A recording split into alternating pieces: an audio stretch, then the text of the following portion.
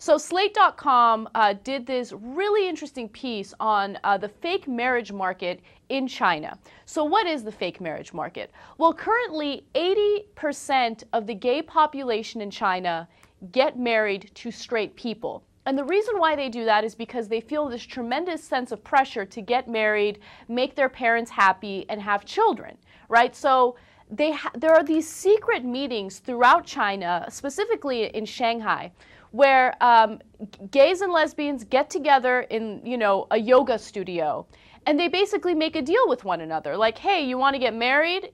All right, fine, let's get married. Here are the terms and conditions. Okay, so this Slate article talks about one couple that gets married, and the lesbian basically says, look, I'll get married and everything just to make my parents happy, but absolutely no sex, absolutely no children.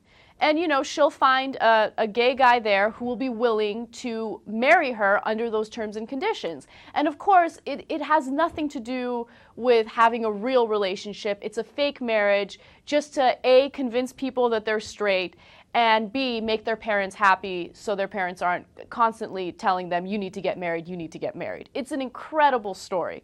And another thing that I found out from this article is that there are an estimated 30 to 40 million gay people living in China.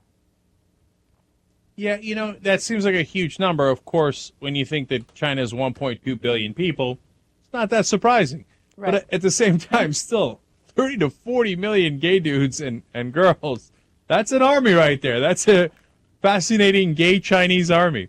And you know what? They need to realize how big they are so they can tell the rest of China, it's okay. We're gay. We're queer. We're here.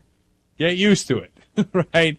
So they stop with these nonsense fake marriages. Right. Because it's not right. And some people are going to get taken advantage of. Some people are going to marry, guys or girls who are going to, take their money or do fraud, that are going to take advantage of the situation.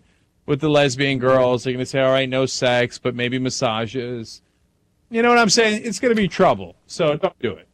Yeah, you make a good point there, Cenk. But another thing that's really interesting about this is the people who attend these meetings and take part in these fake marriages see themselves as a transitional generation. And what do I mean by that? Back in the day, you couldn't even have meetings like this, okay? You obviously could not come out to your parents, but you also could not come out to your peers. And they see themselves as a transitional generation because they can come out to their peers at this point, right? They're being open and honest about what their sexuality is. They just have to hide it from their parents. So a lot of the people that were interviewed for this piece said, look, our circumstances suck, but they believe that the country is going to progress to the point where, gay relationships are going to be more accepted, and, maybe it'll get to a point soon, or not soon, but maybe in a couple decades, where gay marriage will also be accepted. So I want to read you guys a quote from the article that just blew my mind. And everybody who attends these meetings is identified by a number. So they don't share their names and identities. But this one person that's identified as number 15 told the Slate reporter, I want to get married for my parents, but I think lying to them will make me feel terrible, so I want to have a fake marriage with a lesbian girl, but just for 1 or 2 years, and then I want a divorce to show my parents that I am not the marriage type. That's incredible. Yeah, he's not the marriage type because he's gay type. And you shouldn't have to go through all that, but I know why they are. Don't get me wrong. I'm not judging them.